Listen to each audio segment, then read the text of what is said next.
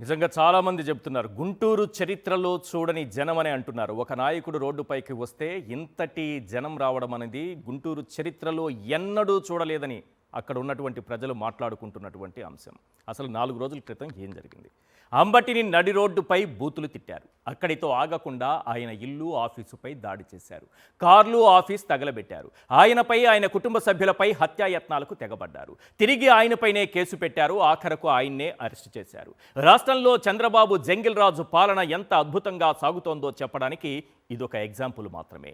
అంబటి ఇంటిపై దాడి చేసిన మరుసటి రోజే జోగి రమేష్ ఇంటిపైన దాడులకు తెగబడ్డారు. ఆయన ఇంటిపైకి పెట్రోల్ బాంబులు విసురుతూ పచ్చమూక రాక్షసానందం పొందింది. అంతకుముందు కరుణాకర్ రెడ్డి ఇంటిపైన విడుదల రజనీ ప్రయాణిస్తున్న కారుపైన ఇలానే పచ్చమూకలు దాడులు చేశాయి.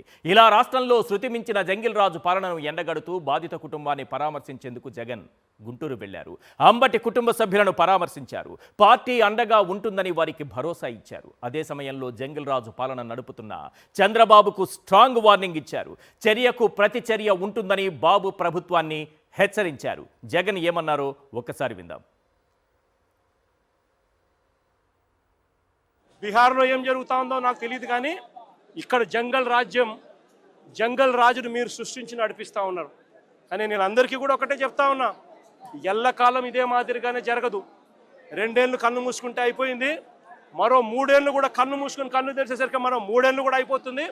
ఆ తర్వాత వచ్చేది మాత్రం మా ప్రభుత్వం అని చెప్పి కూడా ప్రతి ఒక్కరికి కూడా ఈ సందర్భంగా కూడా చెప్తా ఉన్నా.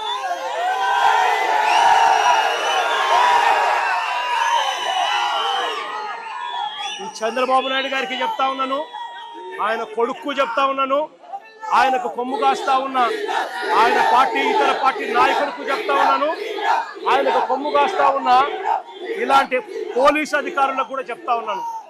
ఎల్లకాలం ఇలా అన్యాయం చేస్తూ ఉంటే మాత్రం ఎప్పుడు కూడా దేవుడు చూస్తూ ఊరుకోవడానికి మాత్రం గుర్తుపెట్టుకోండి. ఖచ్చితంగా మీకు మొట్టికాయలు పడతాయి. రేపు పొద్దున మా ప్రభుత్వం వచ్చిన తర్వాత వీటి అన్నిటి మీద కూడా ఎంక్వైరీలు వేస్తాము, వడ్డీతో సహా చెల్లిస్తారు అని కూడా ఈ సందర్భంగా అందరికీ కూడా చెప్తా ఉన్నాం. అందరినీ కూడా బోన్లలో నిలబెడతాము. సాక్ష్యాలు ఆధారాలతో సహా యూనిఫామ్లు ఒక్కొక్కరికి కూడా ఇప్పించి వీళ్ళందరితో పాటు ఈ కాన్స్పిరసీలో భాగమైన ఇతర రాజకీయ నాయకులు ఎవరెవరైతే చేసినారో వాళ్ళందరినీ కూడా బొక్కలో పెట్టి న్యాయం జరిగేట్టుగా వడ్డీతో సహా వీళ్ళంతా కూడా చెల్లించే పరిస్థితి కూడా వస్తుందని కూడా ఈ సందర్భంగా ప్రతి ఒక్కరికి కూడా హెచ్చరిస్తా ఉన్నా. రైట్, చర్చలో జాయిన్ అవుతున్నారు మధుసూదన్ రెడ్డి గారు, వైఎస్ఆర్సీపీ రైతు విభాగం అధికార ప్రతినిధి, అలాగే విజయబాబు గారు, సీనియర్ అనలిస్ట్.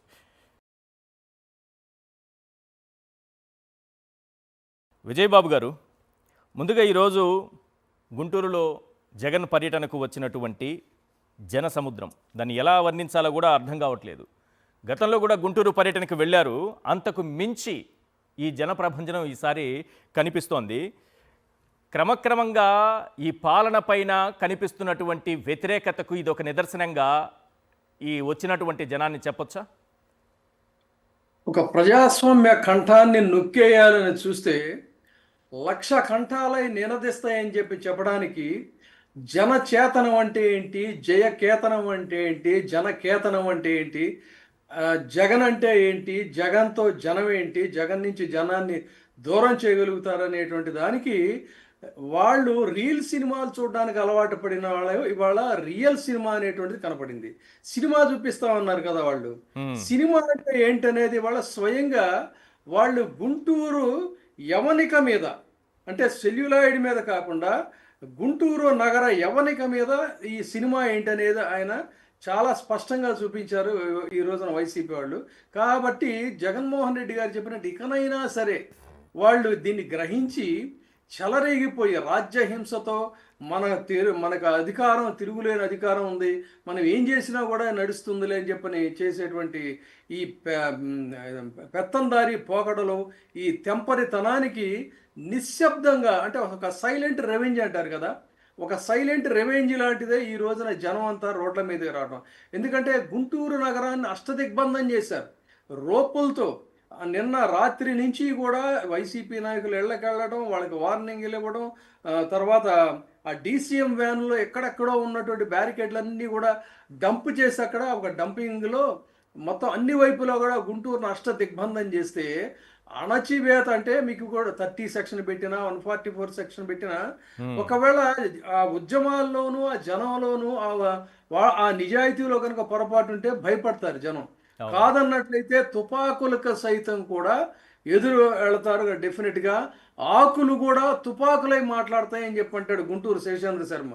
సో ఆ రకంగా ఈ రోజున గుంటూరులో మీ అష్టదిగ్బంధాలన్నిటినీ కూడా ఛేదించుకుని ప్రతి వైపు నుంచి అన్ని దారుల నుంచి కూడా జనం వచ్చారంటే ఎంత కసిగా ఉన్నారో ఈ ప్రభుత్వం మీద, ఎంత విసిగిపోయి ఉన్నారో ఈ ప్రభుత్వం మీద. అప్రజాస్వామిక వ్యవహారాలు, చెలరేగిపోయి మాట్లాడేటువంటి మాటలు, నగరం నడిబొట్టులో జనావాస కేంద్రాల్లో ఉండే ఇళ్ల మీద దాడి చేయడం హీరోచితం అవుతుందండి. ఆ నగరం నడిబొడ్డులో ఉండేటువంటి వాళ్ళకి ఏదైనా కష్టం వస్తే వెంటనే వాళ్ళని కాపాడటం అనేటువంటిది పరిపాలకుల యొక్క వ్యవహారం. అలాగే రక్షక భటులు అంటే ఏంటి? ఏదన్నా సంఘటన జరిగితే దాని నుంచి నివారించడం, అంతేకాని రక్షకులే తక్షకులై దగ్గరుండి మరి దీన్ని ప్రోద్బలంతో వాళ్ళు నిశ్శబ్దంగా చేస్తా ఉంటే ఎంత అవమానకరం అండి అది. వాళ్ళ ఇంట్లో వాళ్ళని అడగమనండి, నేను ఈ రకమైన పోలీస్ డ్యూటీ చేస్తున్నాను, ఇది నా పోలీస్ డ్యూటీ అని చెప్పని వాళ్ళ పిల్లల్ని అడగమనండి. ఎంత ఎంత అసలు ఎంత జుగుప్సాకరమైనటువంటి తీరండి. మంత్రిగా చేసిన వ్యక్తి, సీనియర్ రాజకీయ నాయకుడు, ఒక పొలిటీషియన్, ప్రముఖ వ్యక్తిగా ఉన్నటువంటి అంబటి రాంబాబుని ఇద్దరు సిఐలు అక్కడ టార్చర్ పెట్టారు అని చెప్తున్నారు. అంటే జగన్మోహన్ రెడ్డి గారు వార్నింగ్ ఇచ్చారు, కానీ అసలు ఏంటి పోలీసు వ్యవస్థ ఎలా పనిచేస్తోంది, ఎవరి కోసం పనిచేస్తోంది, కనీస గౌరవం కూడా లేదా?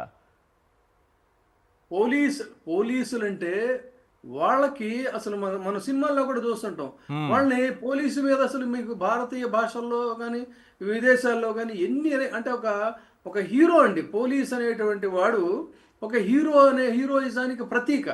అలాంటిది వాళ్ళకు ఊడిగం చేస్తుంటే, రాజ్య హింసకు ఊడిగం చేసేటువంటి ప్రతినిధులుగా మారిపోతా ఉంటే, నిజాయితీ పరులు అనేటువంటి పోలీసు ఆఫీసర్లు వాళ్ళు ఎంత న్యూనతకి గురవుతున్నారో నేనైతే ఖచ్చితంగా చెప్తున్నాను. ఇదే రకమైనటువంటి పోకడలు కొనసాగితే ఇప్పుడు ఏంటంటే వాళ్ళకి బాధ్యతలు ఉంటాయి, భార్య బిడ్డలు ఉంటారు, వాళ్ళు చదువుకునే వ్యవహారం ఉంటుంది. సో మనం తొందరపడితే ఏమవుతుందని ఆత్మాభిమానం చంపుకొని పనిచేస్తున్న పోలీసు వాళ్ళు ఉన్నారు. కానీ ఏదో ఒక రోజు డెఫినెట్గా బాస్ట్ అవుతారండి. ఆ రకంగా పోలీసు వ్యవస్థలో గనక తిరుగుబాటు అనేది వస్తే ఈ ప్రభుత్వం ఏమవుతుందనేది ఆలోచించాలి. వాళ్ళకి ఎంత అవమానకరం. వాళ్ళు సుశిక్షితులైనటువంటి వాళ్ళు, ఎంతో చదువుకొని కష్టపడి పరీక్షలు రాసి ఈ సమాజానికి సేవ చేయాలనుకున్నటువంటి వాళ్ళు ఒక విషపూరితమైనటువంటి ఆలోచనతో ఉండేటువంటి వాళ్ళకి శాల్యూట్లు కొట్టడం, విషపు ఆలోచనలకి వీళ్ళు ప్రతినిధులుగా మారి వ్యవహరించడం అని అంటే ఇంతకంటే దారుణమైన పరిస్థితి ఏముండదు. కొంతమంది దానివల్ల బెనిఫిషియర్స్ ఉంటారేమో, but what about all others? What about the organisation? Police వ్యవస్థ ఏంటి అసలు?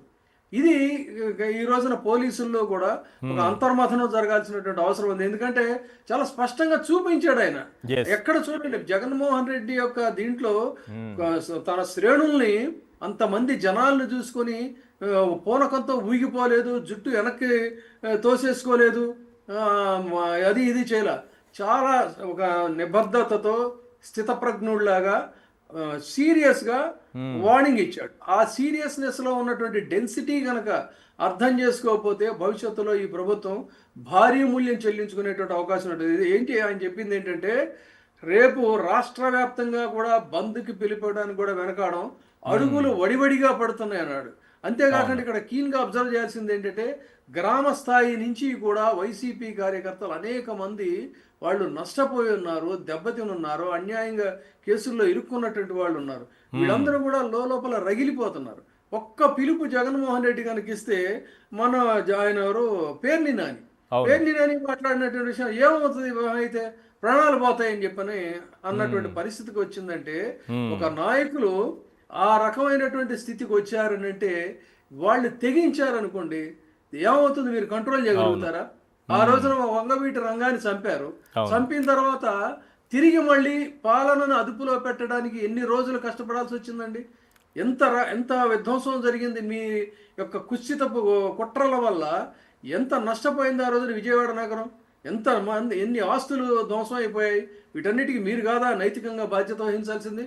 ఈ రోజున కూడా చాలా స్పష్టంగా చెప్పారు, ఎస్ కాపు టైగర్ అంబటి రాంబాబు అని చెప్పన్నాడు.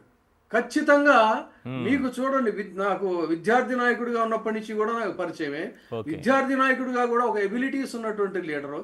తదనంతర కాలంలో మీరు చూడండి డిబేట్స్ లో కానీ అటు మన అసెంబ్లీలో కానీ ఎక్స్టెంపోర్గా ఏ సబ్జెక్ట్ మీదైనా సరే వెతుక్కోవాల్సినటువంటి అవసరం లేకుండా స్పాంటినిటీ కూడా, ఆ స్పాంటినిటీ ఇది తర్వాత మల్టీఫాసిటెడ్, పైగా ఎక్కడ హెజిటేషన్స్ అనేవి లేకుండా మల్టీఫాసిటెడ్గా ఉండేటువంటి ఖచ్చితంగా ఆ కమ్యూనిటీ గర్వించదగినటువంటి ఒక టైగర్ అనడంలో తప్పు లేదు. ఆయన మాట్లాడింది కరెక్ట్. టైగర్ అన్నారు, టైగర్ అని అన్నారు జగన్మోహన్ రెడ్డి గారు. కాపు సామాజిక వర్గంలో ఒక టైగర్ అంబటి అని అన్నారు. ఖచ్చితంగానండి, ఖచ్చితంగా. కాబట్టి పులిని బంధించాలి, పులి తోక పట్టుకొని మీరు స్వారీ చేయాలి అనుకుంటే ఏమవుతుంది అనేది ఇదిగో ఆ జనశ్రేణులను చూశారు. కాబట్టి ఈ రోజున మీరు పులి తోకను పట్టుకొని గిల్లారు. మీరు జైల్లో పెట్టినంత మాత్రంలో అంబటి రాంబాబు వచ్చే నష్టం లేదు. కాకపోతే అంబటి రాంబాబుకి కూడా తెలియకుండా ఒక పెద్ద అడ్వాంటేజ్ జరిగింది, అది కూడా చెప్తున్నా. పాపం సహజంగా ఏమనుకుంటారంటే రాజకీయాల్లో ఉన్నవాళ్ళు నాకు ఒక వారసుడు ఉంటే బాగుండేది అని అనుకుంటారు. కానీ అత్యద్భుతమైనటువంటి తనకే ఈ రోజు వరకు కూడా తెలియనటువంటి ఒక డైనమిక్ వారసురాలు ఈ సంఘటన ద్వారా బయటకు వచ్చిందంట, మౌనిక. ఆ అమ్మాయి మాట్లాడినటువంటి మాటలు గాని, ఒక్కొక్క మాటకి ఆ పెమ్మసానే ఎవరో ఉన్నాడు కదా, అతను నిజంగా దమ్ముంటే సమాధానం చెప్పాల్సినటువంటి అవసరం ఉంది. పవన్ కళ్యాణ్ కావచ్చు, పెమ్మసాని కావచ్చు, లేకపోతే చంద్రబాబు నాయుడు గారికి ఒక్కొక్క మాట తోటాలాగా పెంచినటువంటి ఇది చూస్తే అది అంటే ఇట్ ఈస్ అ లెగసీ అనమాట.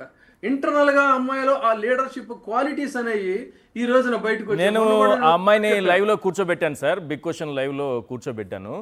అంటే అమ్మాయి ఎప్పుడు ప్రత్యక్ష రాజకీయాల్లో లేదు కదా, అసలు ఏం జరిగిందో ఒక 10 నిమిషాలు మాట్లాడదాము, తను చెప్పగలుగుతుందేమో ఒక 10 నిమిషాలైనా అని అనుకున్నా.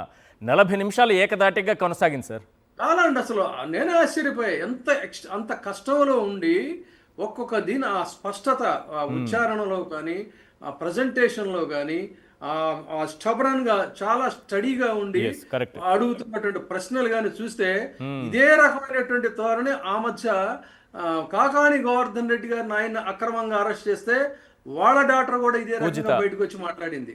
అంటే ఇక్కడ గమనించాల్సింది ఏంటంటే మన జగన్మోహన్ రెడ్డి గారికి ఆయన అడగకుండానే జెన్జీ లీడర్స్ని, డైనమిక్ జెన్జీ లీడర్స్ని, కాకాని గోవర్ధన్ రెడ్డి గారి డాక్టర్ కావచ్చు, అంబటి రాంబాబు గారి డాక్టర్ కావచ్చు, మన పేర్ని నాని కొడుకు కావచ్చు, చెవిరెడ్డి భాస్కర్ రెడ్డి కొడుకులు కావచ్చు, తర్వాత మన ఈయన టీటీడీ మాజీ చైర్మన్ బొమ్మ కరుణాకర్ రెడ్డి గారి అబ్బాయి కావచ్చు, వీళ్ళందరూ కూడా మంచి డైనమిక్ యంగ్స్టర్స్ అండి.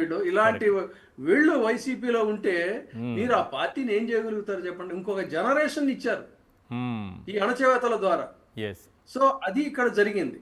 అందుకని అణచివేయాలి అనుకుంటే ఆ అణచివేత నుంచి మీకు అద్భుతమైనటువంటి స్పుత్నిక్ లాంటి వీళ్ళు వస్తారు, పోరాట యోధులు. అది ఈ రోజున అంబటి రాంబాబు గారి విషయంలో కూడా జరిగింది. రైట్.